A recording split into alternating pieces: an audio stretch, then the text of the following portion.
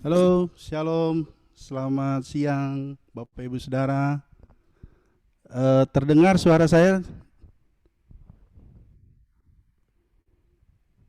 Belum ya? Sudah terdengar? Yes, very clear. Oke, iya. Baik, Dengar. Bapak Ibu Saudara, kita akan memulai ibadah PDMNC kita pada siang hari ini. Tapi sebelumnya saya ucapkan Shalom buat kita semua. Salam damai sejahtera buat kita pada siang hari ini. Di kesempatan siang hari ini kita mau datang kepada Tuhan dengan kerinduan bahwa walaupun lewat ibadah Zoom ini, tapi kita yakin dan percaya bahwa Tuhan hadir buat kita semua untuk memberkati dan memberikan kita kedamaian. Terima kasih untuk hambanya Bapak Pendeta Gibeon yang sudah hadir, biar kita sama-sama boleh merendahkan diri kita di hadapan Tuhan untuk datang beribadah, bersyukur, memuji dan memuliakan nama Tuhan. Baik, saatnya kita akan merendahkan diri di hadapan Tuhan. Kita datang kepada Tuhan dengan kerinduan. Kita mau hadir, biar Tuhan hadir bagi kita siang hari ini. Tuhan melawat kita. Terima kasih Bapak, terima kasih Tuhan Yesus.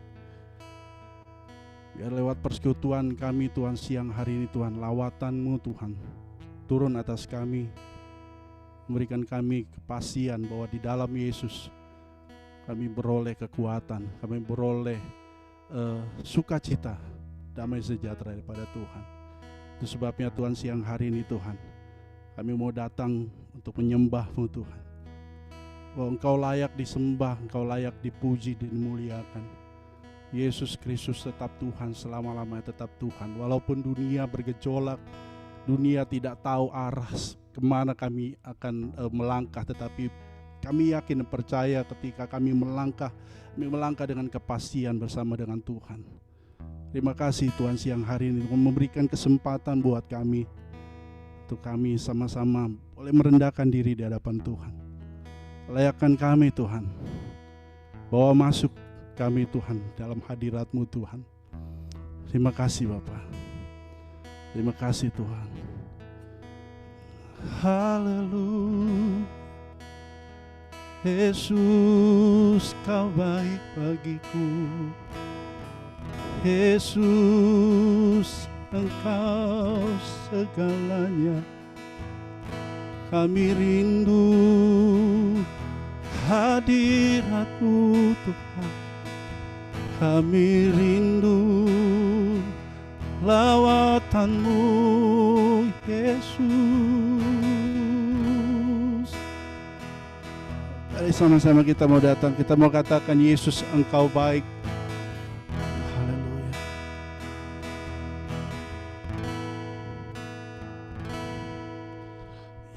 Yesus Kau sungguh baik.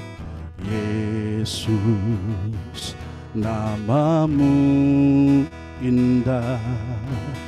Yesus, ku cinta Kau selalu, ku tinggikan, ku agungkan selamanya. Katakan Yesus, Yesus, Kau sungguh baik. Yesus, nama-Mu indah. Yesus, ku cinta Kau selalu, ku tinggikan, ku agungkan selamanya.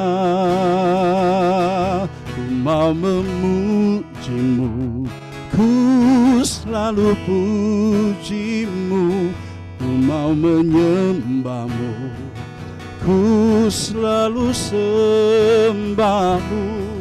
Kau yang layak terima semua pujian, kemuliaan hanya bagi Tuhan. Mari kita naikkan sembah Tuhan, katakan, ku mau memuji-Mu, ku selalu puji-Mu, ku mau menyembah-Mu, selalu sembahmu, Kau yang layak terima semua pujian, kemuliaan hanya bagi Tuhan.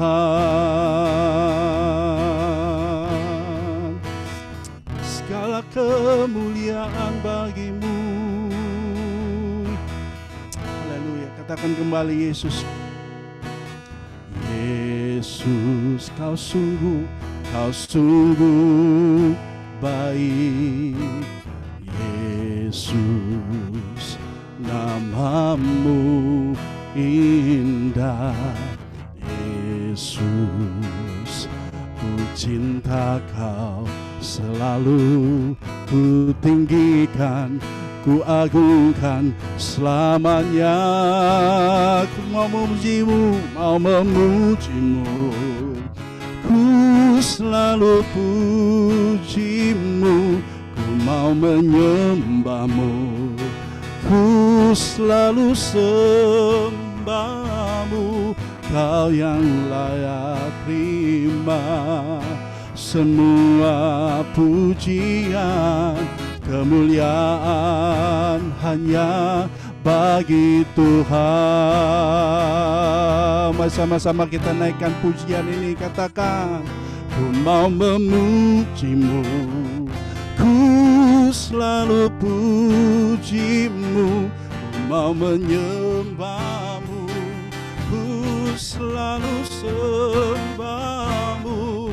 Kau yang layak terima semua pujian, kemuliaan hanya bagi Tuhan. Kau yang layak terima semua pujian, kemuliaan hanya bagi Tuhan. Kemuliaan hanya bagi Tuhan. Mari naikkan penyembahan kita di hadapan Tuhan. Kemuliaan hanya bagimu Tuhan. Yesus, Kau dimuliakan, Yesus, Kau ditinggikan. Hanya Engkau Tuhan, hanya namamu yang layak dipuji. Haleluya, haleluya. Yesus, Engkau yang layak ditinggikan Tuhan siang hari ini. Hanya Kau Tuhan, hanya Engkau Yesus, penyembahan kami. Biarlah kami dapat memberikan yang terbaik buat Tuhan. Haleluya. Yes, haleluya. Yes. Ku mau memujimu, ku selalu pujimu, ku mau menyembahmu, ku selalu sembahmu. Kau yang layak terima semua pujian, kemuliaan hanya bagi Tuhan. Ku mau memujimu, ku selalu pujimu, ku mau menyembahmu, ku selalu sembahmu. Kau yang layak terima semua pujian, kemuliaan hanya bagi Tuhan. Kemuliaan hanya bagi Tuhan. Kemuliaan hanya bagi Tuhan.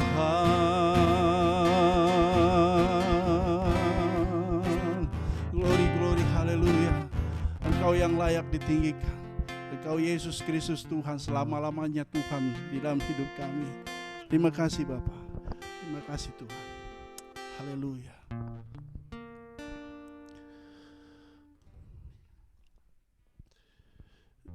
Kami serahkan selanjutnya untuk hambanya yang akan pimpin kita dalam doa dan juga firman Tuhan. Bapa di surga, kami mengucap syukur hari ini kami diberi kesempatan untuk beribadah bersama-sama. Kami mengucap syukur bahwa firman yang akan kami dengar, biarlah Engkau yang mengubah hati kami, hamba-Mu semakin berkurang, Yesus semakin bertambah, Injil diberitakan karena kami percaya Injil adalah kekuatan Allah yang membawa kepada keselamatan. Dan biarlah setiap hati anak-anak-Mu yang mendengar hari ini, dimanapun mereka berada, biarlah mereka juga dapat tergugah, didorong, dimotivasi untuk hidup, untuk memuliakan-Mu. Terima kasih Bapak, di dalam nama Tuhan Yesus, Allah Tritunggal yang Esa, kami berdoa. Yang percaya sama-sama katakan, amin. Shalom saudara semua, senang sekali saya bisa ada di sini, bertemu dengan teman-teman semua. Pertama-tama saya juga mau meluruskan, nama saya bukan Pendeta Gibeon, nama saya adalah Pendeta Michael Christian. Dan saya menggembalakan gereja di Surabaya, Gibeon Church Surabaya. Saya ada di studionya ya. Ini saat ini adalah kali kedua saya melayani di MNC. Yang pertama adalah waktu saya ada di perayaan Natal MNC Studio ya. Pada waktu itu perayaan Natal bersama-sama yang cukup akbar. Saya sangat kagum dengan produksinya dan yang lain-lain. Ini adalah kali kedua saya ada bersama dengan saudara semua. Nah, hari ini saya dikasih sebuah tema, yaitu wujud nyata Kristen yang sejati. Nah, sebenarnya khotbah yang saya akan bawakan ini adalah khotbah dari 9 khotbah berseri. Kami di gereja memiliki sebuah kebiasaan, yaitu melakukan khotbah berseri. Ya, ini adalah khotbah yang pertama dari 9 khotbah yang berjudul Gospel in Action, Injil dalam keseharian hidup kita. Dan hari ini kita akan bicara mengenai panggilan orang Kristen yang sebenarnya itu apa. Nah ya saudara ya. Nah saya akan memulai dengan beberapa ilustrasi ya. Kalau saudara lihat gambar ini ya, saudara langsung tahu ini gambarnya apa ya saudara. Mungkin saudara pernah melakukan ini di MNC Group. Mungkin saudara bisa melihat bahwa brand recognition ya. Brand recognition, kalau saudara lihat tadi, langsung saudara tahu bahwa ini adalah brand KFC. Bergerak di bidang apa? Ayam goreng ya saudara ya. Udah jelas ya. Nah kalau saudara melihat brand ini, saudara juga langsung tahu. Ini by the way saya nggak promosi ya saudara ya. Nggak promosi. Kalau saudara tadi lihat brand yang barusan ditayangkan adalah Apple. Produknya apa? Langsung saudara bisa lihat. iPhone, iPad, gadget ya saudara ya.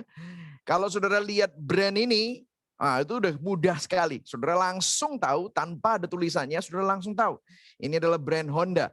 Ya, ada mobil, ada sepeda motor, ada begitu banyak hal-hal yang dibuat oleh Honda. Nah, kalau saudara lihat brand ini, ya, saudara di mana-mana di Jakarta, di mana-mana di kota-kota di Indonesia, saudara akan tahu. Ini nggak usah ditulisin, tulisannya saudara langsung tahu ini adalah Starbucks. Produknya apa? Kopi. Udah jelas, ya saudara ya. Nah, saya akan tunjukkan sebuah simbol dan saudara lihat apa produknya, apa spesialisasinya. Nah, kalau saudara lihat ini, spesialisasinya apa? Nah, saudara langsung tahu kan ini adalah gereja, tapi produknya apa? Apa ini gereja? Banyak orang yang bilang bahwa gereja bukan gedungnya, gereja adalah orang-orangnya. Tetapi orang-orang seperti apa? Karena gereja adalah tempat ibadah orang Kristen. Nah, gitu saudara ya. Orang Kristen. Nah, waktu saudara dengar kata-kata Kristen, apa yang ada di pikiran Anda saat Anda membaca kata Kristen? Negatif atau positif? Apa yang saudara rasakan waktu saudara baca kata Kristen? Memberikan Anda aura, vibe yang nyaman, atau memberikan suatu vibe yang benar-benar gak nyaman? Apakah saudara waktu saudara mendengar kata Kristen, apakah saudara bisa melihat bahwa Kristen itu adalah orang yang murah hati, orang yang pengampun, orang yang penuh kasih, orang yang penuh dengan anugerah, ya, orang yang mudah untuk diajak bicara, atau orang yang rese, atau orang yang munafik. Nah, ini mungkin saya bisa kasih nih, munafik suka menghakimi, atau orang yang pelit, atau orang yang sombong. Ya, ada orang yang mendeskripsikan orang Kristen seperti ini, judgmental, homophobic, moralis, selalu berpikir mereka adalah orang-orang yang merasa masuk surga dan yang lainnya masuk neraka. Itulah sebabnya mereka menganggap rendah orang-orang lain, suka menghakimi, ya saudara ya, arogan, berpikir bahwa mereka adalah orang yang paling benar. Nah, saya udah mulai memasuki pengajarannya dan memang menyedihkan, tetapi pada saat yang sama ini adalah sesuatu yang benar. Ada orang Kristen yang benar-benar mencerminkan siapa Kristus itu. Tetapi ada orang Kristen yang semestinya tidak disebut orang Kristen karena mereka sangat munafik, mereka arogan, mereka sangat judgmental. Tetapi kabar baiknya, apa yang mungkin Anda ketahui tentang kekristenan itu belum tentu benar. Karena firman Tuhan menjelaskan dan menggambarkan gambaran yang sangat berbeda mengenai pengikut Kristus. Nah, kata Kristen kalau kita perhatikan, ya, kata Kristen itu kalau kita melihat ontologinya itu hanya disebutkan 3 kali di Alkitab. Dan sebenarnya kata-kata Kristen itu bukan kata yang baik pada saat abad pertama. Kata-kata Kristen itu disebut panggilan untuk mengata-ngatain, ya saudara ya. Jadi kayak misalnya geblek lu gitu, atau geje lu, baper lu gitu ya. Kayak hal-hal yang seperti itu dia menjelaskan dengan kata-kata Kristen. Kristen lu gitu ya. Jadi itu adalah kata-kata umpatan sebenarnya. Dia tuh Kristen. Nah, ceritanya ada penganiayaan di kota Yerusalem sehingga para murid-murid ini pada lari keluar dari kota Yerusalem dan mereka pergi ke kota namanya Antioquia. Itu kalau di zaman sekarang di abad ke-21 itu adalah modern day Turkey, ya. Dan mereka mulai bersaksi dan banyak orang Yunani dan orang Romawi yang mendengar tentang Yesus Kristus, mendengar tentang Injil dan mereka mulai percaya dan bergabung dengan komunitas sebuah kegerakan ini. Aslinya mereka disebut follower of the way. Kenapa? Karena Yesus selalu berkata, I am the way, akulah jalan, kebenaran dan hidup, ya. Yesus kan pernah berkata ya, akulah jalan, kebenaran dan hidup. Nah, kemudian di Kisah Para Rasul 11 ayat 25 sampai 26 dikatakan, lalu pergilah Barnabas ke Tarsus untuk mencari Saulus. Dan setelah bertemu dengan dia, ia membawanya ke Antioquia. Dan mereka tinggal bersama-sama dengan jemaat itu 1 tahun lamanya sambil mengajar banyak orang. Di Antioquia lah murid-murid itu pertama kalinya disebut Kristen. Nah, saudara ya, bisa lihat sini lagi ya. Kalau Anda lihat di sini bahwa orang Kristen itu pada mulanya tidak memanggil diri mereka sendiri orang Kristen gitu ya, saudara ya.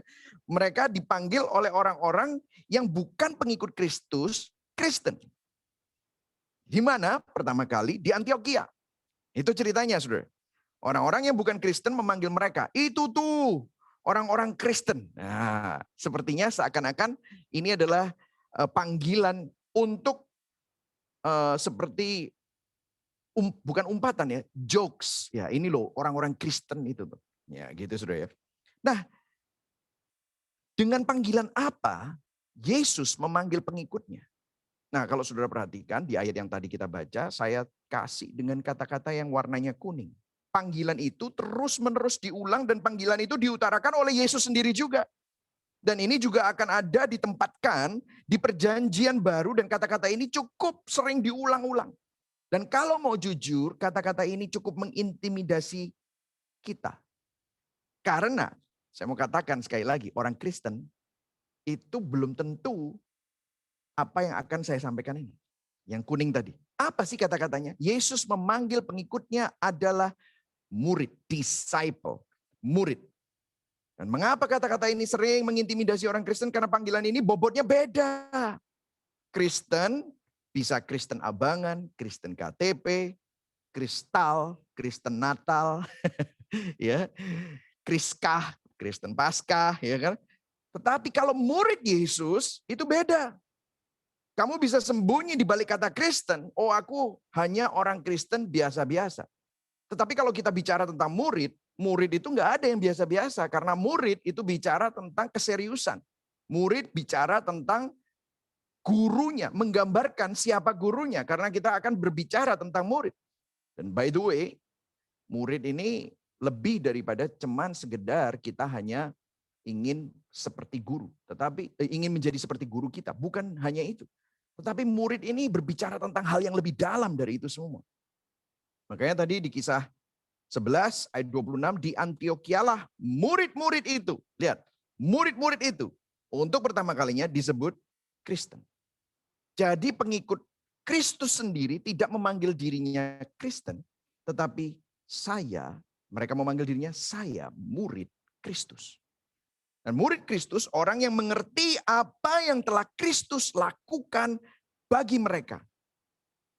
Kalau saudara lihat murid itu mengerti esensi kekristenan. Esensi Injil, the gospel. Apa sih inti Injil? Seringkali saya bicara dengan banyak orang. Kamu ngerti gak sih Injil? Mereka selalu bicara Injil adalah ya keselamatan, ya karya salib Kristus.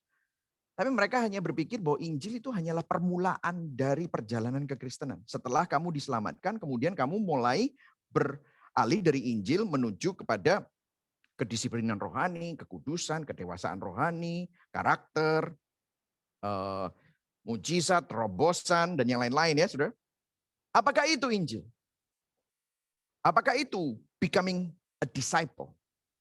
Nah hari ini kita akan sedikit mengubah paradigma kita. Murid Kristus adalah orang yang mengerti apa yang Kristus telah lakukan bagi mereka. Mengerti esensi Injil. Esensi Injil itu apa? Injil bukan untuk membuat orang baik jadi makin baik atau membuat orang jahat jadi baik. No. Injil adalah membuat orang mati jadi hidup. Orang mati rohani. Tanpa Injil kita adalah orang-orang yang ada di bawah kutuk dosa. Injil bukan bicara tentang apa yang tidak boleh kamu lakukan. Dan Injil tidak bicara tentang apa yang harus kamu lakukan. Jadi bukan peraturan. Boleh lakukan ini, gak boleh lakukan ini. Tetapi Injil berbicara tentang apa yang Kristus, Allah Tritunggal, melalui Kristus dan melalui karya Roh Kudusnya. Apa yang Allah Tritunggal telah lakukan, selesaikan untuk saudara dan saya yang tidak mampu. Kita mengalami kematian rohani, kerusakan total gara-gara dosa, gara-gara Adam yang sudah membawa bibit dosa itu kepada kita semua. Saya punya 3 anak, setiap anak-anak saya nggak usah diajarin untuk jadi jahat. Saya harus ajarin mereka untuk tahu apa itu yang namanya kebaikan. Saya harus ajarin mereka untuk sharing. Saya harus ajarin mereka untuk jujur. Anak saya umur 2, umur 3 udah belajar bohong. Saya nggak tahu belajarnya dari mana. Oh ternyata nggak perlu belajar bohong itu. Bohong itu dengan sendirinya muncul. Kenapa? Karena kita rusak. Karena kita mati rohani. Nah murid adalah orang yang mengerti apa yang Kristus telah lakukan bagi mereka. Hadiah yang mereka terima di dalam Kristus. Dan secara definisi murid Kristus adalah orang yang mengenal pribadi Kristus. Hidup dari Kristus. Mengenal dan ingin mengenal. Bukan hanya suka, tetapi orang yang mau belajar. Orang yang hatinya terbuka, orang yang hatinya menerima. Bagaimana aku jadi suami yang baik, bagaimana aku jadi istri yang baik, bagaimana aku menjadi anak yang baik, bagaimana aku harus memperlakukan orang-orang yang di sekelilingku. Bagaimana aku menghidupi hidup yang aku terima ini, bukan hidupku, bukannya aku lagi, tetapi Kristus yang tinggal di dalam aku. Itu yang dikatakan Rasul Paulus. Betul ya saudara? Jadi pertanyaannya adalah ini saudara hari ini. Apakah kita murid atau kita hanya Kristen? Beda ya saudara ya? Beda banget. Murid atau Kristen. Karena bobotnya beda. Nah, sekarang saya tanya kepada saudara semua. Saudara yang mana? Dunia benar-benar akan menjadi tempat yang jauh lebih baik. Kalau kita semua bukan cuma hanya Kristen, tetapi kita semua akan menjadi murid. Makanya Mahatma Gandhi, itu dia bilang begini kan. I like your Christ, but your Christian. Itu masalahnya nggak seperti Kristus. Saya senang dengan Kristus, tetapi banyak orang Kristen nggak seperti Kristus. Wah, itu sebuah statement yang sangat menohok. Bagi Anda yang membenci orang Kristen, Anda mungkin tidak membenci orang Kristen kalau orang Kristen sendiri menganggap serius untuk menjadi seorang murid. Yang setuju katakan amin. Sekarang Anda yang mana? Saya yang mana? Ini adalah challenge buat kita semua. Nah, ayat yang berikutnya, ayat yang akan kita baca adalah apa yang diajarkan Yesus dan bila benar-benar dilakukan. Yesus mengatakan ayat yang akan kita baca ini. Dan ini kalau bila benar-benar dilakukan, akan mengubah apa yang semestinya terlintas dalam pikiran dunia tentang atau ketika orang-orang mendengar kata Kristen. Nah, pada waktu itu Yesus hampir mengakhiri pelayanannya dan setelah itu dia akan mulai masuk dalam persiapan menuju salib. Dia memberikan perkataan ini kepada murid-muridnya. Di Yohanes 13 ayat 33 sampai 34. Dikatakan begini. Hai anak-anakku, hanya seketika saja lagi aku ada bersama dengan kamu. Kamu akan mencari aku dan seperti yang telah kukatakan kepada orang-orang Yahudi, ke tempat aku pergi tidak mungkin kamu datang. Demikian pula aku mengatakan sekarang juga kepada kamu. Ayat 34. Nah, dia memberikan suatu statement yang membuat orang-orang ini, oke, you take out your note, kalau kamu mau catat, ini adalah waktunya mencatat. Dia mengambil waktu untuk menjelaskan di ayat 33, apa yang akan terjadi, apa definisinya. Dan Yesus bilang, oke, aku akan kasih tahu kamu. Kalau kamu sampein, jangan sampai lupa.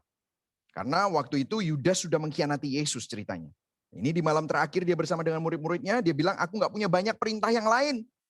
Dia berkata, apa? Ayat 34, kita baca sama-sama. 1, 2, 3. Aku memberikan apa?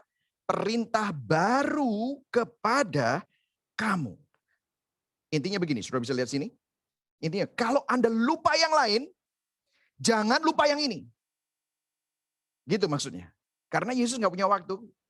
Yudas sudah mengkhianati, Yudas sudah pergi, ya, menjual Yesus. Dan pada waktu itu adalah malam perjamuan terakhir. Dia bilang, aku memberikan perintah baru kepadamu. Perintah baru ini apa? Oh, mungkin murid-muridnya udah keluarkan notes ini, udah mau oke. Apa perintahnya? Jadi radikal, menghafal ayat, doa semalam suntuk, berbahasa roh. Apa perintah baru ini? Dan kalau Anda baca ayat selanjutnya, jangan kaget ya, perintah barunya itu sesuatu yang ya cuman begitu doang. Tetapi ini serius banget ini. Apa yang Yesus katakan ini sangat serius. Waktu kita mendengar ayat berikutnya seakan-akan ayatnya kurang powerful gitu loh, saudara. Tetapi sesungguhnya ini adalah esensi kekristenan. Esensi untuk menjadi murid. Dia bilang begini, aku memberikan perintah baru kepadamu, ayat 34. Yaitu, kita baca sama-sama, supaya kamu saling apa saudara? Mengasihi. Kenapa? Mic lepas. Oh, oke. Siap. Supaya kamu saling mengasihi. Sama seperti aku telah mengasihi kamu. Demikian pula kamu harus saling mengasihi. Saudara, kalau saudara dan saya mengerti apa yang Yesus katakan kepada saudara untuk melihat apa yang Yesus lakukan. Lihat. Aku memberikan perintah baru kepada kamu supaya kamu saling mengasihi. Ukurannya apa? Saling mengasihi itu. By the way, di sini kata-kata mengasihi adalah agape. Ukurannya apa? Sama seperti aku telah mengasihi kamu. Demikian pula kamu harus saling mengasihi. Coba pikir baik-baik, saudara. Apa yang Yesus maksudkan di sini? Supaya kamu saling mengasihi sama seperti aku telah mengasihi kamu. Waktu saya baca ini, saya mempunyai imajinasi, conversation, percakapan imajiner, ya, imajinasi. Seakan-akan Yesus mau ngomong gini. Kalian masih ingat nggak? Waktu aku panggil Matius. Kalian semua kaget kan? Matius itu siapa? Pemungut cukai. Kalian mengasihi Matius nggak? Awalnya. Enggak. Karena apa? Pemungut cukai adalah orang-orang yang dibuang karena mereka mengkhianati bangsanya. Tetapi apa yang aku lakukan terhadap Matius? Aku panggil Matius untuk jadi muridku. Semuanya kaget kan? Tetapi seiring waktu selama 3,5 tahun, kita pelayanan bareng. Kita hidup bersama. Kita makan bersama. Kamu melihat bagaimana aku mengasihi Matius. Petrus, ini perkataan imajiner ya. Petrus, akhirnya kamu belajar untuk mengasihi Matius. Yohanes, kamu tahu bahwa kamu adalah menyebut dirimu sebagai murid yang dikasihi oleh Yesus. Tapi kamu tahu, aku pun juga mengasihi Matius. Itulah sebabnya kamu belajar untuk bisa mengasihi Matius. Perintah baruku adalah ini. Supaya kamu saling mengasihi sama seperti aku telah mengasihi setiap kamu. Wow. Demikianlah kamu harus saling mengasihi. Dan terus Yesus nggak berhenti sampai di situ. Lalu dia ngomong di ayat 35. Dan ini merupakan sesuatu yang akan mengubah dunia. Dia katakan begini.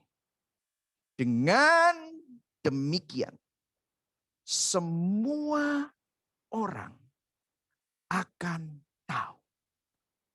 Dengan demikian, dengan apa? Kalau kamu sadar kamu dikasihi, dan akhirnya kamu mengasihi orang lain sama seperti Tuhan mengasihi kamu. Dengan demikian, kalau kamu melakukan itu, semua orang tahu bahwa kamu adalah murid-muridku. Sampai diulang lagi, saudara. Yaitu jikalau kamu saling mengasihi. Wow. Dengan demikian, bahasa Inggrisnya yang konsisten dengan bahasa Yunaninya, by this, dengan bukti ini, dengan wujud seperti ini, semua orang akan tahu bahwa kamu adalah murid-muridku. Jikalau kamu saling mengasihi. Saudara, kita perlu merenungkan di tengah-tengah pandemi ini semua orang hidup untuk dirinya sendiri. Di tengah-tengah dunia yang begitu jahat, di tengah-tengah kota metropolitan, di kota Surabaya, Bandung, Jakarta, Medan, di mana-mana. Kota-kota besar, semua orang egois. Semua orang memikirkan kesejahteraannya sendiri. Every man for themselves. Itu kan kata-katanya ya saudara. Di tengah-tengah gelapnya dunia yang penuh dengan keegoisan. Individualisme. Postmodern culture. Di mana tidak ada lagi empati. Yang ada adalah apatis. Di mana tidak ada lagi compassion. Yang ada adalah yang menang, itulah yang akan menguasai. Yang berkuasa menindas yang lemah. Di tengah-tengah kegelapan dunia yang sedang menuju kepada kebinasaan. Yesus berkata, kalau kamu sadar kamu adalah orang yang dikasihi, maka kamu akan melihat dunia dari kacamata aku melihat kamu yang berdosa. Saudara, apakah kita murid ataukah kita hanya Kristen? Kalau orang pengen tahu apa esensi mengikuti Kristus, begini caranya mereka tahu. Bukan pada saat kamu ke gereja, bukan pada saat kamu beribadah, ada hari minggumu, perpuluhanmu, pelayananmu, itu baik. Atau pengetahuan tentang Alkitabmu, itu baik. Tetapi lebih daripada itu, bagaimana kamu menghidupi apa yang kamu tahu, menghidupi apa yang kamu nyanyikan tentang kasih Kristus, menghidupi apa yang kita baca, bagaimana karena begitu besar kasih Allah akan dunia ini, sehingga dia mengaruniakan anaknya yang tunggal, supaya barang siapa yang percaya kepadanya tidak binasa, melainkan beroleh hidup yang kekal. Kalau kita menghidupi itu, if you love one another, the defining characteristic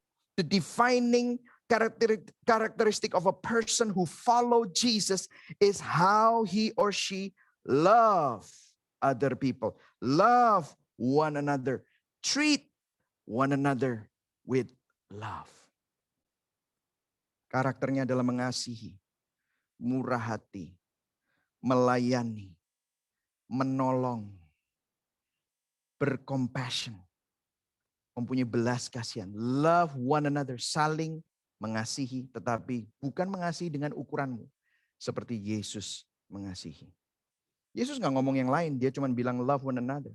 Bayangkan kalau kita sampai bisa mempraktekkan ini dan menghidupi ini akan mengubah sejarah kita. How we love. Yesus ingin berkata kepada kita, kasihi satu dengan yang lain sehingga waktu dunia di luar sana melihat hubungan kita semua, mereka pada kagum, mereka pada terinspirasi, mereka pada tersentuh dengan bagaimana cara kita peduli terhadap lingkungan kita. Cara kita mengasihi kepada saudara-saudara kita yang dalam kebutuhan. Cara kita memperhatikan kehidupan satu dengan yang lain. Mungkin mereka belum percaya, mungkin mereka belum ngerti siapa Yesus. Tetapi bisakah mereka melihat Kristus melalui hidup saudara dan saya? Dan ini yang menulis adalah Yohanes. Saudara tahu Yohanes menganggap dirinya dan selalu menulis murid yang dikasihi oleh Yesus. Betul ya saudara? Yesus ngerti benar. He is the apostle of love. Yohanes ngerti benar bagaimana Yesus mengasihi dia. Nah saudara, kalau saudara perhatikan bagaimana sejarah penulisan Alkitab ya. Nanti kita akan baca setelah ini ayat selanjutnya, yaitu di 1 Yohanes. Nah saudara, 1 Yohanes itu ditulis kira-kira 50 tahun sesudah Yesus mati. Nah kalau saudara baca nanti, ceritanya murid-murid Yesus pada waktu itu sudah banyak yang sudah mati martir. Petrus disalib terbalik, the chief of apostle, ya. Yakobus adik Yesus itu sudah dilempar dari bumbungan bait Allah, mati saudara. Semuanya satu demi satu mereka mati. Dan yang terakhir adalah Yohanes. Dan Yohanes itu dibuang di Pulau Patmos. Dia juga dihukum mati, dimasukkan di dalam minyak yang panas, tetapi dia nggak mati. Jadi dia tubuhnya melepuh semua. Dan dia dibuang di Pulau Patmos sendirian. Dan kemudian ada message kepada dia. Kamu adalah rasul terakhir yang pernah ketemu sama Yesus. Gereja sedang menantikan sebuah surat. Mereka menantikan sebuah message yang menguatkan karena gereja saat itu sedang dianiaya. Gereja sedang mengalami penderitaan. Gereja sedang mengalami tekanan dari kekuasaan yang berkuasa saat itu yaitu Romawi. Dan pada saat itu surat yang akan ditulis oleh Yohanes itu menjadi message yang menguatkan. Salah satunya adalah surat Wahyu dan kemudian surat Yohanes yang pertama, kedua, dan ketiga. Dan saat itu Yohanes adalah satu-satunya rasul yang masih hidup. Apa yang dia tulis? Apakah dia tulis, mari sama-sama kita bersatu, kita akan melakukan demo. Mari sama-sama kita bersatu, kita akan memberontak, kita akan bersatu, kita teguh. Wah, kita akan melakukan kudeta. Apakah itu yang ditulis? No. Apa yang ditulis? Saya akan bacakan kepada saudara yang kita bisa menyimak sama-sama. 1 Yohanes 4 ayat 7-8. Dia katakan begini. Saudara-saudaraku yang kekasih, marilah kita saling apa saudara? Mengasihi. Sebab kasih itu berasal dari Allah. Dan setiap orang yang mengasihi lahir dari Allah dan mengenal Allah. Ayat 8, barang siapa tidak mengasihi, ia tidak mengenal Allah. Sebab Allah ada apa? Kasih. Lucu ya.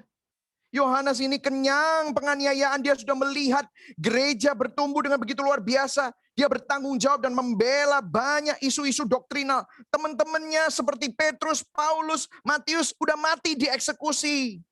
Dan dia mungkin adalah orang yang terakhir. Yang tersisa. Dia melihat 4 kaisar jatuh, Tiberius, Caligula, Claudius, Nero. Dia selamat saat Yerusalem hancur. Bait Allah juga udah dihancurkan, saudara.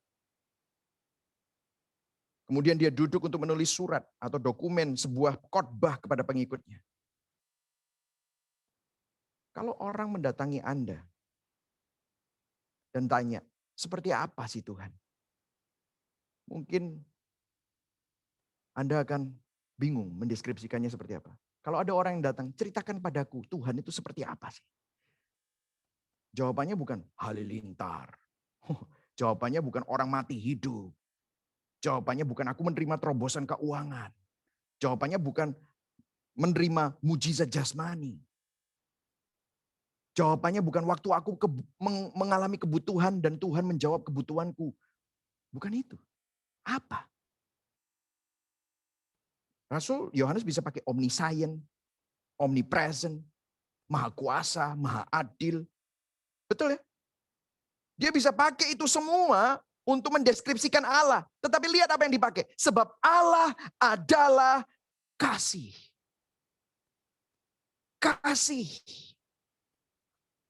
Dan selanjutnya ayat 9.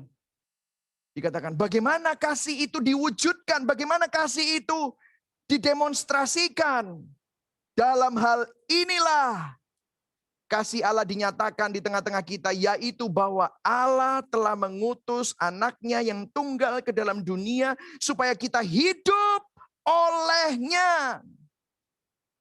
Saudara bisa lihat sini. Allah mengutus anaknya yang tunggal ke dalam dunia supaya kita hidup olehnya.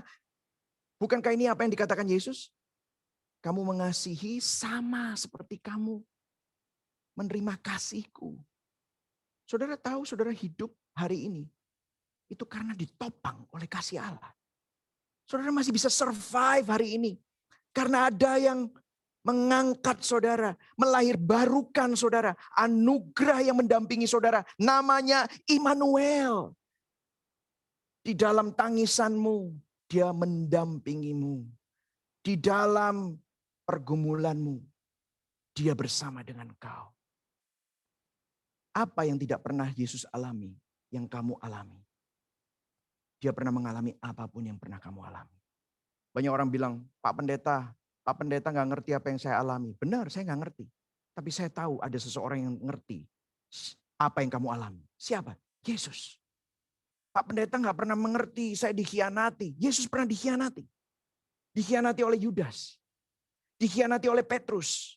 Dikhianati oleh semua murid-muridnya waktu dia di atas kayu salib. Gak ada satupun yang nongol. Yang nongol cuma Yohanes. Karena apa? Dia harus antar ibunya.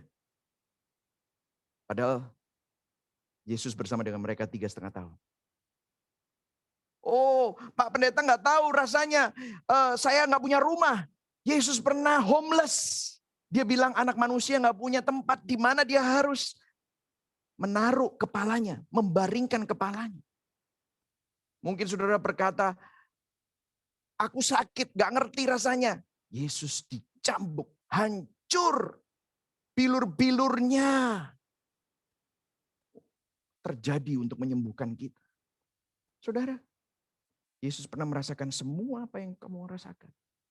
Dan dia ada di sana. Dalam hal inilah kasih Allah dinyatakan di tengah-tengah kita, yaitu bahwa Allah mengutus anaknya yang tunggal ke dalam dunia supaya kita hidup olehnya. Dan ayat 10 dikatakan begini, kita baca sama-sama. Inilah kasih itu. Saudara bisa lihat saya. Seakan-akan titik 2. Definisi kasih itu adalah ini. Kita kembali ke ayatnya. Bukan kita yang telah mengasihi Allah. Tetapi Allah yang telah mengasihi kita dan yang telah mengutus anaknya sebagai pendamaian bagi dosa-dosa kita. Wow. Saudara, definisi kasih itu bukan seberapa besar kita mampu mengasihi Tuhan. Definisi kasih adalah seberapa besar Allah telah mengasihi kita. Itulah sebabnya Rasul Paulus pernah berkata, aku berdoa. Sudah tahu doa Rasul Paulus untuk jemaat-jemaat yang dia tulis itu surat-suratnya? Dia berkata, supaya kamu memahami betapa lebarnya, betapa panjangnya, betapa tingginya, betapa dalamnya apa. Apakah mujizatnya, apakah berkatnya? No, dia bilang memahami betapa panjang, lebar, tinggi, dalam kasih. Kasih Allah kepada saudara dan saya. Saudara, kalau kita sadar kekristenan ini bukan tentang aku harus begini supaya aku dikasihi oleh Tuhan. Aku harus melakukan ini supaya aku diberkati oleh Tuhan. Aku harus begini, harus berdoa berapa banyak, harus memberi, harus melayani supaya aku mendapatkan perkenanan Allah. Kekristenan bukan tentang itu. Tetapi kekristenan itu tentang bagaimana Allah sudah terlebih dahulu.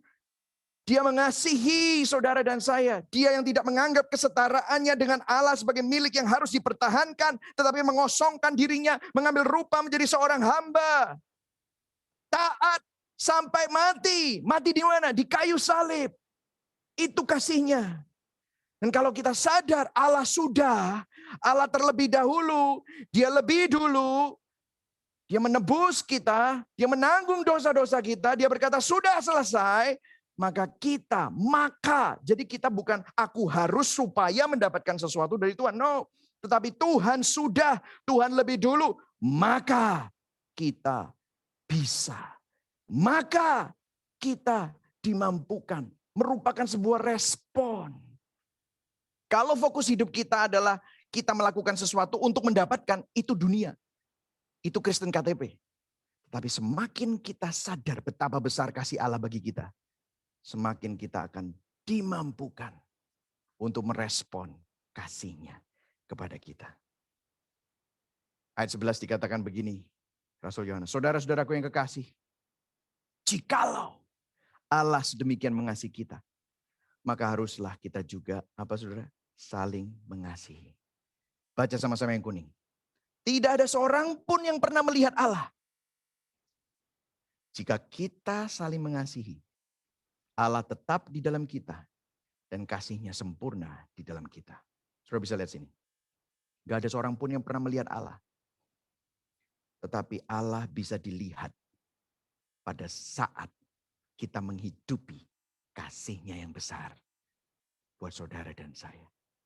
Jika kita saling mengasihi, Allah terlihat di dalam hidup kita. Kasih-Nya sempurna di dalam kita. Bagaimana jika kita tidak hanya jadi orang Kristen, tetapi memutuskan untuk menjadi seorang murid Kristus? Yang setuju katakan amin. Saya berdoa supaya saudara sadar to love one another, saling mengasihi seperti Yesus telah mengasihi. Nah, sebelum saya akhiri, saya akan memberikan praktikalnya seperti apa. Saudara, kasih di sini bicara tentang agape. Saudara, agape itu adalah artinya apa? Tanpa syarat. Saudara, di dunia ini orang baik itu selalu ada motivasinya. Betul atau enggak? Saya berdoa supaya saat kita mewujudkan kasih Kristus itu, agape artinya tanpa pamrih, tulus. Apa yang kamu lakukan, kamu bukan melakukan itu seperti kamu melakukannya kepada orang yang mungkin manusia. Tetapi firman Tuhan berkata di Kolose 3 ayat 23, ayo kita baca sama-sama, 1, 2, 3, apapun yang kamu perbuat, perbuatlah dengan segenap hatimu seperti untuk Tuhan dan bukan untuk manusia. Jadi surat Kolose ini 2 pasal pertama bicara tentang bagaimana Tuhan memberikan kita identitas yang baru, karya salibnya, kasih karunia-Nya yang sudah menebus dan menyelamatkan kita. Kolose 3 dan Kolose 4 berkata sebagai orang yang sudah menerima Kristus, menerima anugerah, gimana wujudnya? Apapun yang kamu perbuat, perbuatlah dengan segenap hatimu seperti untuk Tuhan dan bukan seperti untuk manusia. Mungkin banyak orang belum percaya Kristus, tetapi waktu mereka melihat cara hidup kita, mereka akan bilang begini. Kalau saudara seorang bos atau seorang manajer, seorang atasan, seorang pimpinan, mereka akan bilang, gila ya. Ini orang pimpinan ini ya, gue gak pernah lo kerja buat orang yang kayak gini. Beda banget. Dia bukan relax, maksudnya dia tetap punya target dan yang lain. Tetapi beda, cara dia treat bawahannya itu beda. Nah kalau Anda seorang karyawan, waktu bos Anda lihat Anda, ini orang beda banget ya. Kenapa ya? Dimana semua orang itu hungry, sikut kanan, sikut kiri. Dia kerja keras, dia mencapai targetnya. Tetapi ada sesuatu yang berbeda. Ada suatu integritas tetapi dia sangat-sangat kualitas hidupnya itu beda banget.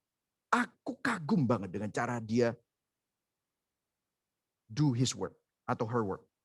Saudara, akan ada suatu perbedaan. Kenapa? Karena dia sadar dia disertai oleh Tuhan. Karena dia sadar bahwa ada Roh Kudus yang bersama dengan dia. Karena dia sadar hatinya bisa rest meskipun kerja keras. Tetapi hatinya tetap bisa rest. cara dia menjaga kekudusan dengan pacarnya.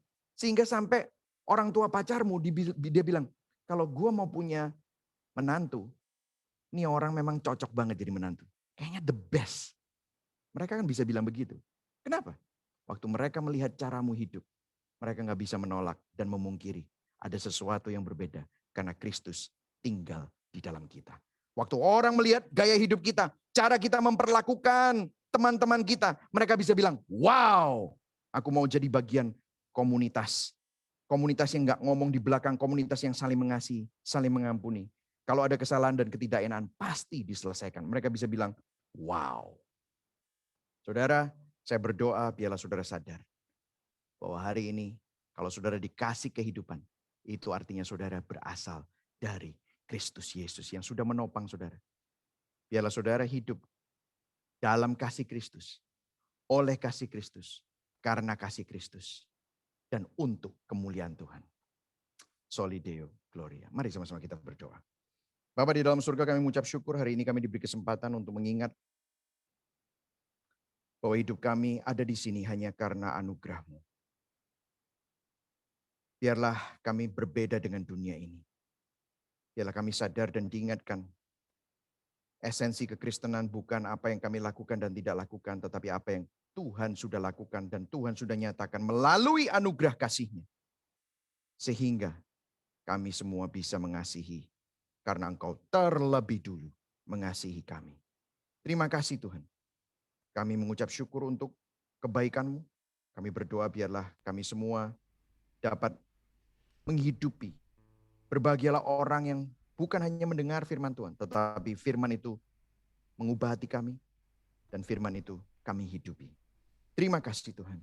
Hamba-Mu berhenti berbicara, tetapi biarlah Roh Kudus-Mu terus bersama-sama dengan kami semua, dan memimpin kami semua, sehingga hidup kami memuliakan Tuhan, dan mencerminkan Kristus.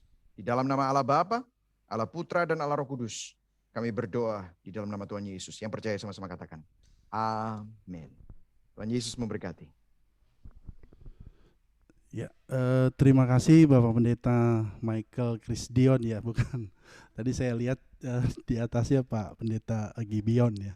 Ya, terima kasih sekali lagi untuk hambanya Bapak Pendeta Michael Krisdion, biar yang sudah menjadi berkat buat kita semua agar kita hidup selalu dalam pimpinan kuasa Tuhan oleh kasih-Nya yang mengajar kita dan memberikan kita kedamaian untuk melakukan apa yang menjadi kehendak Tuhan. Baik, kita sebelumnya kita akan mendengarkan beberapa pengumuman yang akan disampaikan untuk laporan kas dan PIC Diakonia, laporan kas PDMSI per 11 Januari 2021. Saldo awal 12.495.479 dan laporan kas Diakonia per 11 Juni 2021 sebesar saldo akhir 847.368 dan rekening MNC Bank atas nama Christina R. Asmara Devi. Bapak Ibu Saudara boleh dapat mentransfernya ke nomor rekening tersebut. Baik, itu saja, dan kita akan memberikan persembahan kita kepada Tuhan. Kita berdoa sekali lagi. Kami bersyukur oleh firman Tuhan yang mengingatkan, mengajarkan kembali kepada kami Tuhan untuk mengenal akan kasih Kristus. Terima kasih Bapak Pendeta Michael Krisdion yang sudah menjadi berkat buat kita semua. Tuhan berkati keluarga, pelayanannya, Tuhan pakai dia lebih heran, lebih dahsyat lagi untuk kemuliaan nama Tuhan.